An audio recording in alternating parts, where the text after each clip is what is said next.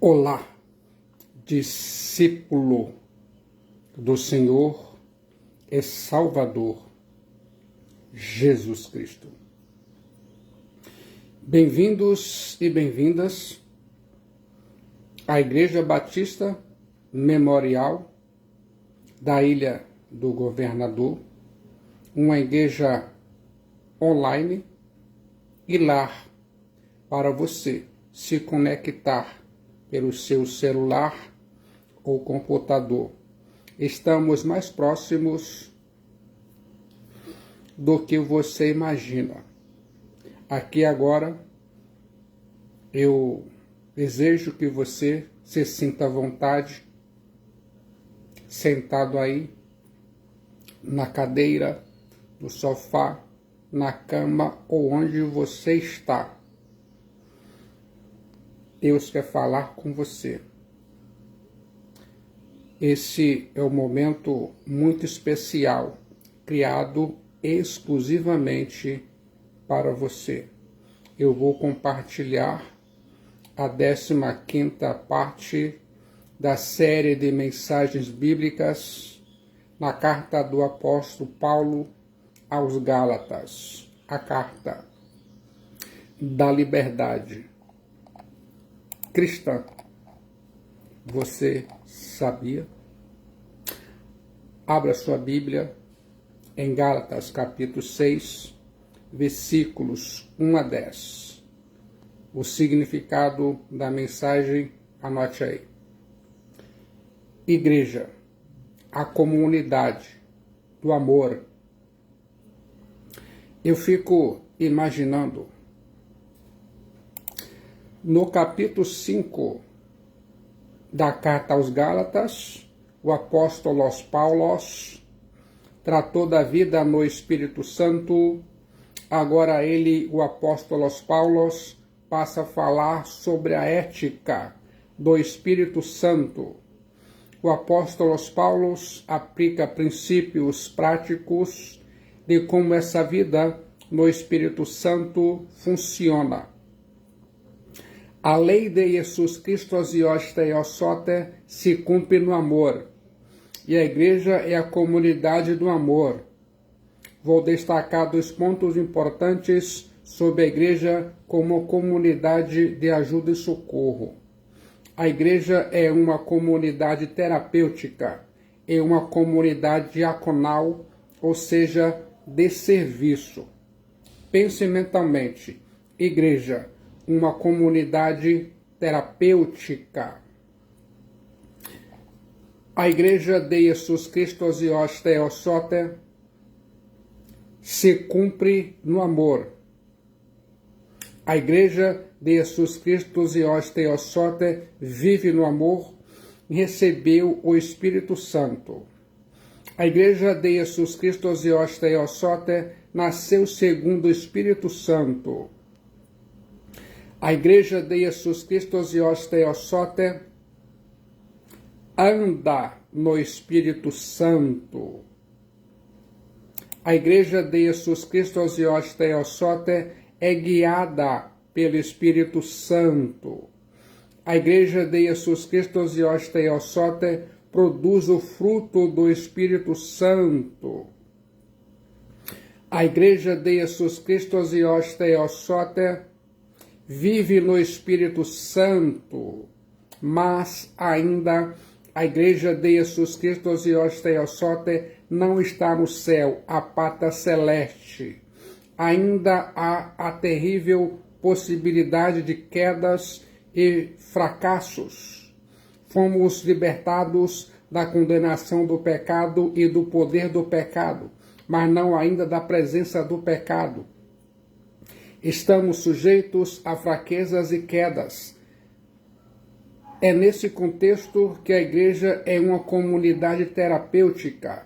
À luz do texto em tela, vou compartilhar 6 pontos importantes para você que está conectado. Em primeiro lugar, uma queda repentina. Irmãos, Adelfos, se alguém for surpreendido em alguma falta. Gálatas, capítulo 6, versículo 1. O termo surpreendido indica que não se trata de um caso de desobediência deliberada. Não houve um propósito maldoso antes da ação. A palavra grega paraptoma, falta, significa literalmente pisar fora do caminho, dar um passo em falso ou resvalar os pés num caminho perigoso. Quer saber o motivo de que o apóstolo Paulo levanta esse caso hipotético? Porque nada revela mais claramente a perversidade do legalismo do que a maneira como os legalistas tratam aqueles que pecaram. O apóstolo Paulo alerta que o pecado é como um laço, uma armadilha posta em nosso caminho. O pecado pode surpreender-nos. Todos nós precisamos estar atentos. A expressão do apóstolo Paulo, se alguém, inclui a todos, sem exceção. Aquele que pensa que está em pé, veja que não caia. Há terrenos escorregadios diante dos nossos pés, não podemos andar despercebidamente. Precisamos viver com discernimento e prudência e fugir até da aparência do mal. Porneros. Guarde isso em sua mente. Em segundo lugar, um confronto amoroso. Vós que sois espirituais, corrigi-os com espírito de brandura e guarda-te para que não sejais também tentado. Gálatas capítulo 6, versículo 1. Quer saber quem deve lidar com aqueles que caem? O apóstolo Paulo diz que os cristãos espirituais são aqueles que andam no Espírito Santo, produzem o fruto do Espírito Santo e são guiados pelo Espírito Santo. Esses é que devem tomar a iniciativa de cuidar daqueles que são surpreendidos pelo pecado. Obviamente, os cristãos espirituais não devem ser entendidos como uma elite espiritual dentro da igreja de Cristo Jesus. Todos os cristãos devem e podem ser espirituais. O contexto mostra que o apóstolo Paulo está mais preocupado com aqueles que vão lidar com o caído do que com a própria pessoa que resvalou os pés. Lidar com a disciplina na igreja sem total dependência do Espírito Santo pode produzir mais doença emocional, mental e espiritual do que cura. É notável que o apóstolo Paulo dedique ao caso do pecado somente o primeiro terço do versículo 1 do capítulo 6 de Gálatas, e os dois terços seguintes e o quarto versículos restantes ao que o corrigem. O apóstolo Paulo parece preocupar-se mais com os exortadores do que com os pegos em falta. São os primeiros que podem tomar o caso realmente problemático, bem pior do que a falta propriamente dita. Guarde isso em sua mente. Quer saber o que deve ser feito com aqueles que caem? A única maneira de levantar aqueles que caíram em pecado é confrontação. O apóstolo Paulo diz, corrigiu. O termo grego catartizo significa pôr em ordem. e restaurar a condição anterior. Como o verbo no grego está no presente, destaca a ação contínua. A correção é para a restauração, não se constituindo geralmente um único ato, mas em um procedimento persistente.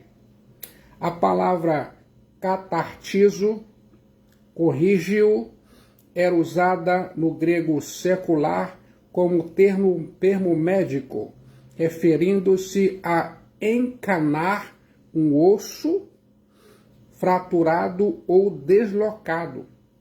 Em Marcos capítulo 1, versículo 19, o termo foi aplicado aos apóstolos que estavam remedando as redes.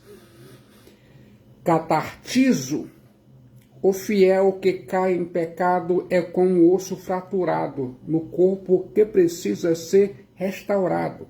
Essa palavra catartizo, corrige-o, aponta para a motivação daquele que corrige.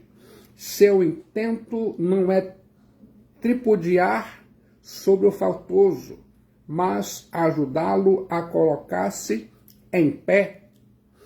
Toda a atmosfera do termo usado pelo apóstolo Paulo põe a ênfase não no castigo do faltoso, mas na sua cura. A correção catartizo não é uma pena, mas uma restauração. Quero que se lembre disso. Está preparado ou se sente pronto para catartizo, correção? Essa correção é um confronto necessário. A igreja é uma comunidade de confrontação. Preferimos a dor do confronto ao falso consolo da conivência. Não confrontar aqueles que caem nas teias do pecado é uma atitude digna da igreja de Jesus. É claro que corrigir não significa expor o faltoso ao ridículo, humilhá-lo ou execrá-lo. Não temos o direito de esmagar a cana quebrada nem de apagar a torcida que fumega. Devemos ser intolerantes com o pecado, mas compassivos com o pecador. Quer saber agora como confrontar aqueles que caem? A confrontação precisa ser feita com absoluto espírito de amor. O confronto precisa ser com espírito de brandura. A mesma palavra grega brandura, praotes, aparece em Gálatas capítulo 5, versículo 23, como parte do fruto do Espírito, pois a mansidão é uma característica da verdadeira espiritualidade. Apenas os espirituais são mansos. A dureza, a insensibilidade e a hipocrisia não podem estar presentes no processo da confrontação. Precisamos ter a ternura de Jesus Cristo e a doçura do Espírito Santo, a fim de que a pessoa ferida pelo pecado possa ser curada e restaurada. Guarde isso em sua mente. Nesse contexto, é apropriado citar 2 Tessalonicenses, capítulo 3, versículo 15. Todavia, não o considereis por inimigo, mas adverti-o como irmão. Calvino tem razão em dizer que nenhum homem está preparado para repreender um irmão se ainda não foi bem sucedido em obter um espírito gentil. A igreja não é uma comunidade geradora de traumas e doenças mentais, emocionais e espirituais, mas um lugar de cura e restauração. Não somos um exército que executa seus soldados feridos. Somos uma clínica que cuida com amor daqueles que foram surpreendidos e caíram nas malhas insidiosas do pecado. Se a palavra corrigir, catartizo, era usada na medicina para restaurar um osso quebrado, significa que a pessoa que cai nessa armadilha fica machucada. Precisamos tratá-la com tato e com brandura, a fim de não a deixarmos ainda mais traumatizada e doente. Entretanto, quando o mal é premeditado e permanece renitente e inflexível no meio da igreja, quando ademais pleiteia publicamente por seguidores e os seduz, quando, portanto, há o perigo do efeito fermento, o amor traça divisórias claras e não permite que o mal encontre almofadas em vez de oposição. O amor não se alegra com a injustiça. 1 Coríntios capítulo 13, versículo 9. O amor não sorri impassível diante de tudo, mas deixa notar claramente para o que diz não. Isso pode chegar a ponto da separação. Lançai fora o velho fermento. 1 Coríntios 5, 7. No entanto, mesmo no momento em que um mau elemento é lançado fora, ele continua sendo objeto de preocupação e esperança. Agora, quer saber quais as precauções que devem ser tomadas ao confrontar aqueles que caem? A confrontação precisa ser feita com cautela e humildade. O apóstolo Paulo acrescenta: e guarda-te para que não sejais também tentado. Gálatas 6:1. Calvino observa que não é sem razão que o apóstolo Paulo muda do plural para o singular. Ele dá vigor à sua exortação quando se dirige individualmente a cada cristão, instando a que cuide de si mesmo. O autoexame só pode ser individual. O verbo grego usado skopeo significa uma consideração firme, como contemplar o alvo antes de dar um tiro.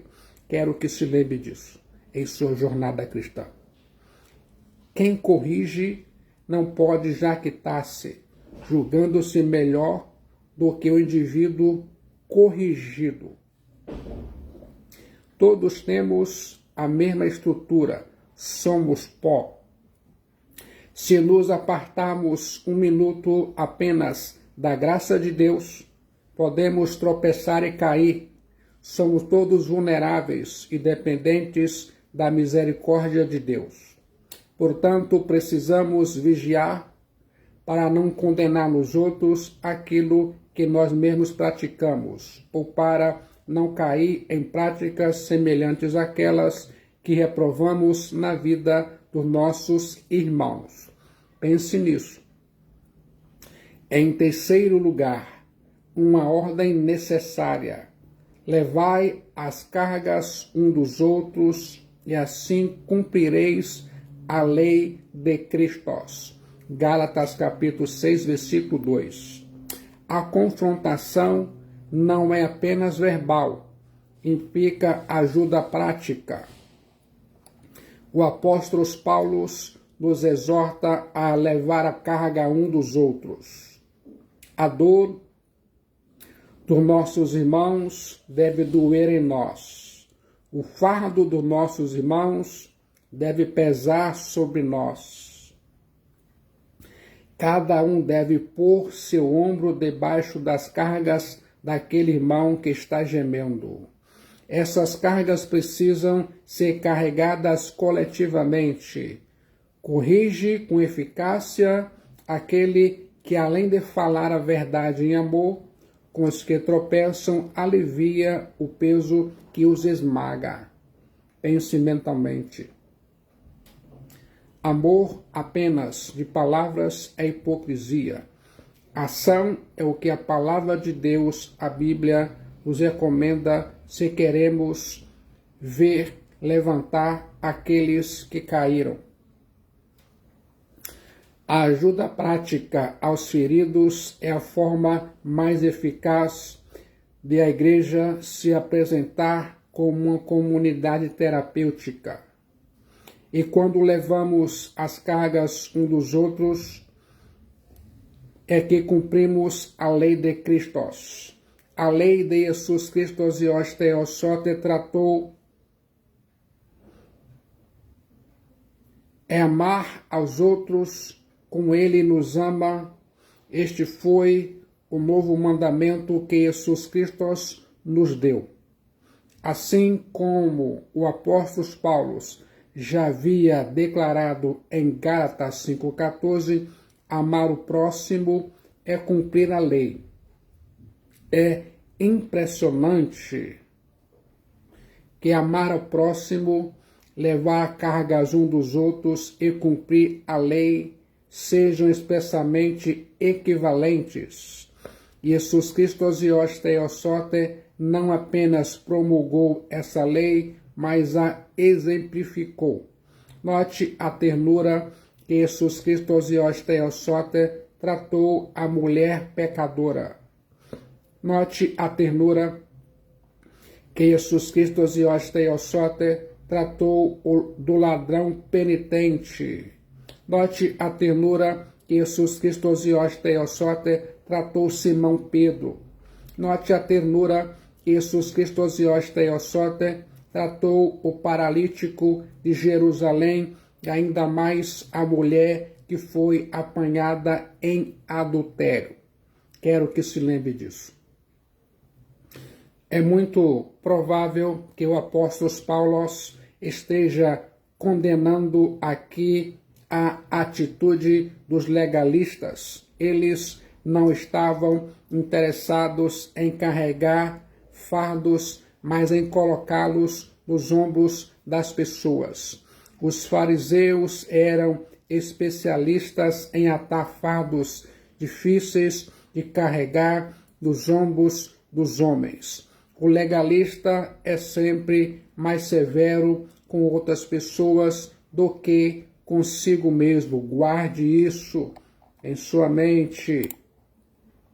Em quarto lugar, um julgamento equivocado, porque se alguém julga ser alguma coisa, sendo nada, a si mesmo se engana. Gálatas capítulo 6, versículo 3. Um autoexame falso leva ao autoengano. O verbo enganar, prenapatal, que não ocorre em nenhum outro lugar no Novo Testamento, significa iludir a própria mente, que não ocorre em nenhum outro lugar no Novo Testamento.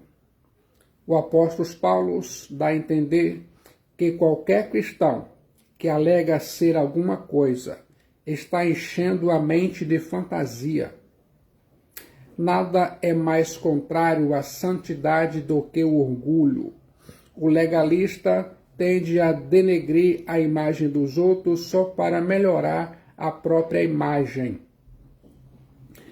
Jesus Cristo Dios Theosote condenou o fariseu que se julgou melhor do que os demais homens. Jesus Cristo Dios Theosote desmascarou os fariseus que queriam apedrejar a mulher apanhada em flagrante adultério, sendo eles culpados. Eu fico pensando, a igreja de Laodiceia foi reprovada ao dar nota máxima a si mesma, estando em precária situação diante de Jesus Cristo e Theos Soter. O que nos faz ternos e generosos, humildes, mansos, compassivos e prestativos para com demais é o fato de darmos conta do pouco que nós somos. Eu continuo imaginando, em quinto lugar, uma atitude sensata, mas prove cada um o seu labor, então terá motivo de gloriar-se unicamente em si e não em outro. Gálatas 6:4. Aquele que mira a si mesmo no espelho da conduta de outras pessoas se contempla favoravelmente. Em vez de fazer isso, deveria contemplar-se no espelho da lei de Deus e do exemplo de Jesus Cristo e Theos Soter. Não é correto comparar-nos com aqueles que caem. Devemos antes olhar para Jesus Cristo e Theos Soter a fim de sermos transformados de glória em glória na sua imagem.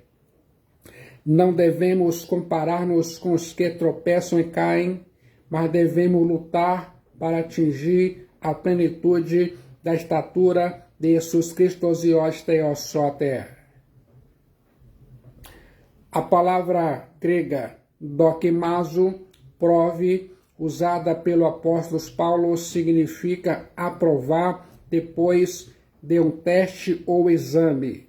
A palavra grega dokimazo, prove, era usada para testar se os metais eram puros. Você sabia? Em sexto lugar, uma responsabilidade pessoal, porque cada um levará o seu próprio fardo. Gálatas 6:5. Uma leitura superficial pode sugerir contradição entre o versículo 2, levai as cargas um dos outros, e o versículo 5, cada um levará o seu próprio fardo. Não há nenhuma contradição. É que o apóstolo Paulo está usando termos diferentes. A palavra grega baros, carga, em Gálatas 6:2, significa uma carga pesada, ou peso esmagador. Já a palavra grega portion, fardo, Gálatas 6:5, é um termo comum para o pacote ou a mochila de um soldado. O apóstolo Paulo passa das obrigações sociais do cristão para a responsabilidade que cada pessoa tem por sua alma. Na comunhão cristã, as cargas são compartilhadas uns com os outros em amor, mas há certa carga que é peculiar ao próprio indivíduo. Devemos ajudar uns aos outros a carregar os grandes pesos da vida, mas há certas responsabilidades pessoais que cada pessoa deve carregar sozinha. Pense comigo. Cada soldado deve levar a própria mochila. Devemos carregar os fardos que são pesados demais para uma pessoa carregar sozinha. Há, porém, um fardo que não podemos partilhar. E esse é a nossa responsabilidade diante de Deus no dia do juízo. Naquele dia, você não poderá carregar o meu pacote, nem eu poderei carregar o seu. Cada um levará o próprio fardo. Quero que se lembre disso. Agora, igreja, uma comunidade diaconal, Gálatas 6:6-10. O apóstolo Paulo faz uma transição da disciplina eclesiástica para ajuda aos irmãos. A igreja é uma comunidade terapêutica que compartilha as bênçãos. O apóstolo Paulo nos dá um preceito, instando-nos a compartilhar uns com os outros. O apóstolo Paulo oferece-nos um princípio, ou seja, o princípio da semeadura e da colheita. E, finalmente, o apóstolo Paulo aponta-nos uma promessa, porque a seu tempo ceifaremos. No entanto, por trás dessa promessa esconde-se um perigo. Cansar-se da obra do Quírios e acabar desfalecendo. Há 3 esferas da experiência cristã nas quais o apóstolo Paulo vê o princípio da semeadura e da colheita operando. Primeiro, o ministério cristão. Segundo, a santidade cristã. Terceiro, a prática do bem do cristão. Quanto ao primeiro ponto, o ministério cristão, o trabalhador é digno de seu trabalho. Há, porém, 2 perigos: o abuso por parte do ministro e o abuso por parte da igreja. Quanto ao segundo ponto, precisamos entender que, se no capítulo 5 a vida cristã é comparada a um campo de batalha e a carne e o Espírito Santo são 2 combatentes em guerra um contra o outro, no capítulo 6 de Gálatas, a vida cristã é comparada a uma propriedade rural.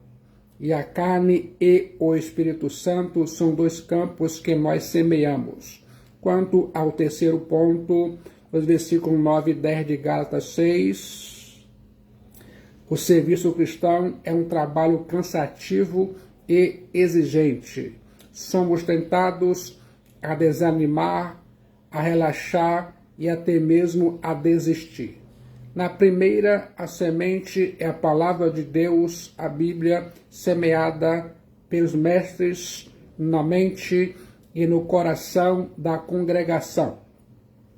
Na segunda, a semente são nossos pensamentos e atos semeados no campo da carne ou do Espírito Santo. Na terceira, a semente são as boas obras semeadas na vida de outras pessoas na comunidade. Pense nisso. 3 verdades são aqui destacadas pelo apóstolo Paulo. Se sente preparado e pronto para ouvir? Em primeiro lugar, quer saber como devemos ser uma comunidade diaconal de serviço? Mas aquele que está sendo instruído na palavra Logos, faça participante de todas as coisas boas aquele que o instruiu. Gálatas 6, versículo 6. Quem recebe bens espirituais deve compartilhar e repartir bens materiais. Esse princípio está meridianamente claro nas Escrituras. Fique atento nas palavras do apóstolo Paulo, porque aprove a Macedônia e a Caia levantaram a coleta em benefício dos pobres dentre os santos que vivem em Jerusalém. Isso lhe pareceu bem e mesmo lhes são devedores, porque se os gentios têm sido participantes dos valores espirituais dos judeus, devem também os servir com bens materiais. Romanos 15, versículo 26 e 27. A Bíblia diz: eu acredito. O apóstolo Paulo pergunta: se nós vos semeamos as coisas espirituais, será muito recolhemos de vós bens materiais. 1 Coríntios 9, 11. os mesmos fiéis que repartem com seus alunos a palavra de Deus devem receber deles recompensas materiais. O apóstolo Paulo é enfático: agora vos rogamos, irmãos, que acateis com apreço os que trabalham entre vós e os que vos presidem no Kyrios e vos admoestam, e que o tenhais com amor e máxima consideração por causa do trabalho que realizam. 1 Tessalonicenses 5, versículo 12 e 13. A Bíblia diz: eu acredito. O apóstolo Paulo ainda exorta: devem ser considerados merecedores de dobrados honorários os presbíteros que presidem bem, com especialidade os que se afadigam na palavra e no ensino. 1 Timóteo 5,17. A Bíblia diz: eu acredito. Em segundo lugar, quer saber por que devemos ser uma comunidade diaconal? Algumas lições devem ser aqui notadas. Semeadura e colheita são princípios universais.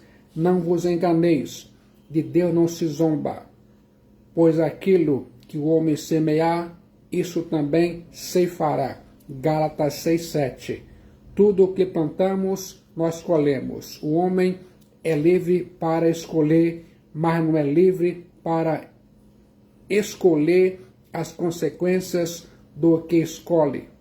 Esta é a lei da causa e efeito. Colhemos exatamente a mesma natureza daquilo que semeamos. Uma árvore má não dá bons frutos. Em termos de quantidade, colhemos mais do que semeamos. Há uma multiplicação na colheita. Quem semeia ventos, colhe tempestades. Quer saber quem subverter esse princípio é tentar zombar de Deus. O contexto mostra que o apóstolo Paulo não está tratando do sustento dos ministros fiéis da palavra. Deixar de investir no sustento daqueles que se afadigam na palavra é sonegar da vida a esse solo que produz bens espirituais. Essa passagem contém evidência de que o costume de menosprezar os ministros fiéis não surgem em nossos dias, mas esse menosprezo não ficará impune. Há dois tipos de semeadura e dois tipos de colheita. Porque o que semeia para si, porque o que semeia para sua própria carne, da carne colherá corrupção. Mas o que semeia para o espírito, pneuma, do espírito pneuma, colherá a vida eterna, Zoé Aionios, Gálatas 6,8. No que concerne às coisas espirituais, só há duas semeaduras. Semeamos para a carne ou para o espírito, e apenas duas colheitas. Colhemos corrupção ou Zoé Aionios, vida eterna. Quem semeia para a própria carne não pode colher a vida eterna. Quem semeia para o espírito não pode colher corrupção.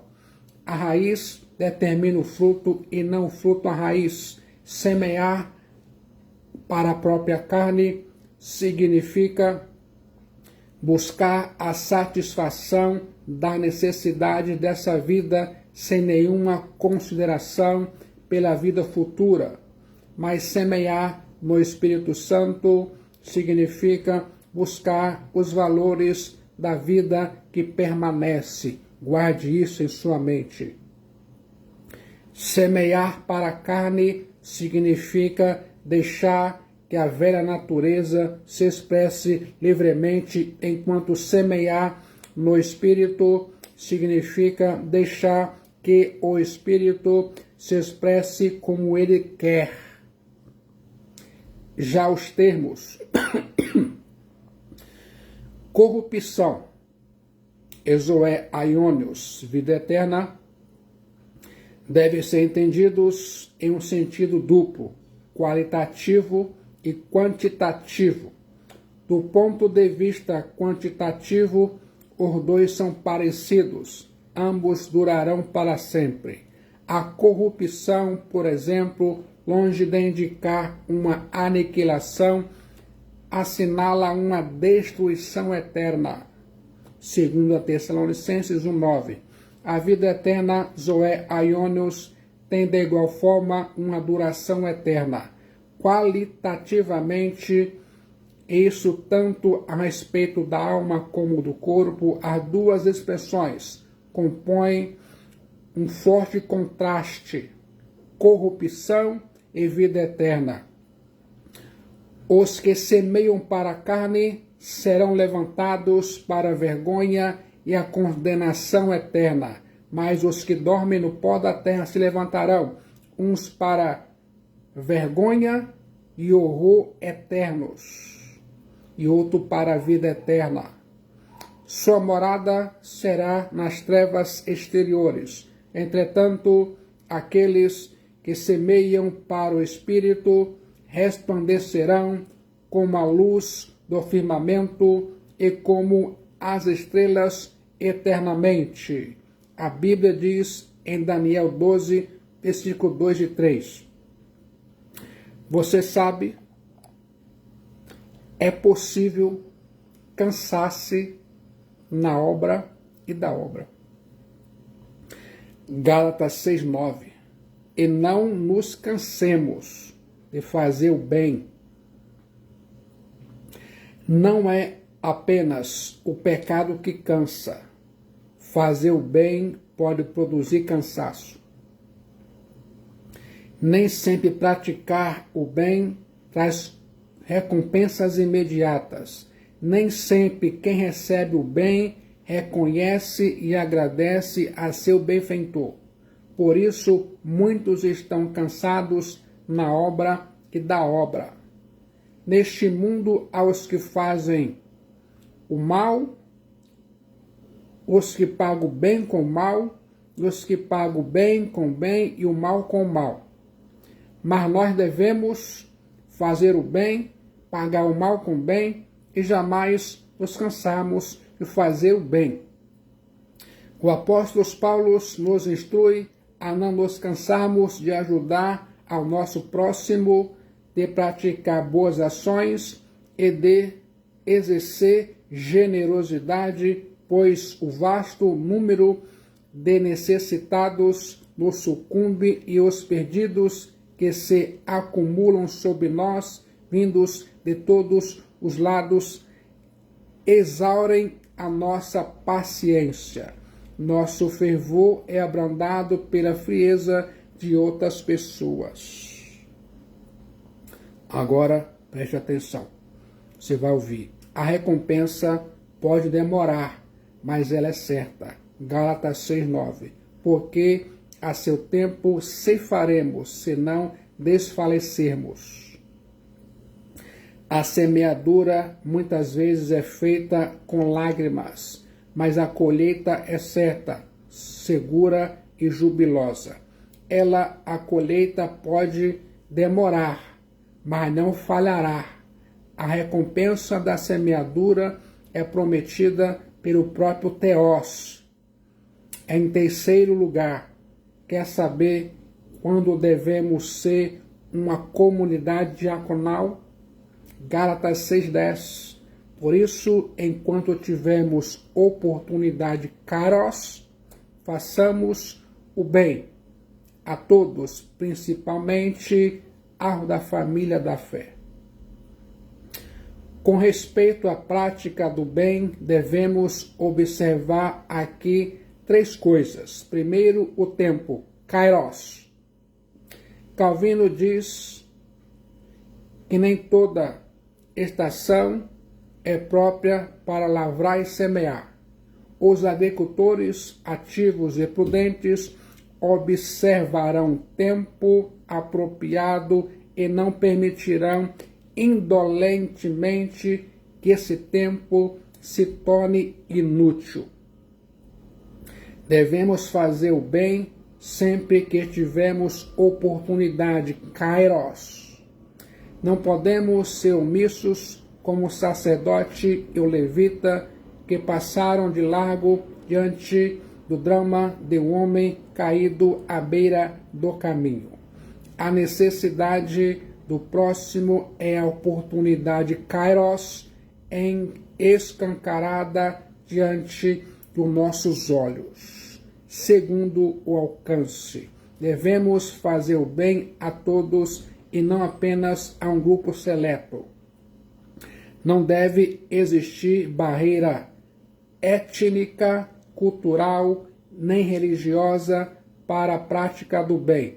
Nosso amor deve estender-se a todos. Terceiro, a prioridade. Devemos fazer o bem a todos, mas a prioridade é assistir os da família da fé. A nossa maior prioridade é nossa família, pois aquele que não cuida da sua família é pior do que os incrédulos. Depois devemos cuidar dos domésticos da fé, do nosso próximo, de forma geral e até mesmo dos nossos inimigos. Você sabia? Guarde isso em sua mente. Como se sente agora? Se sente preparado para obedecer? Se sente pronto a entregar sua alma para Jesus Cristo, que hoje tem o sote? No momento de decisão em Cristo Jesus, o Filho de Deus, Salvador, sua alma é salva, seu destino é selado e muitos benefícios advirão. Venha rapidamente para Cristo Jesus, enquanto você respira o ar da graça de Deus.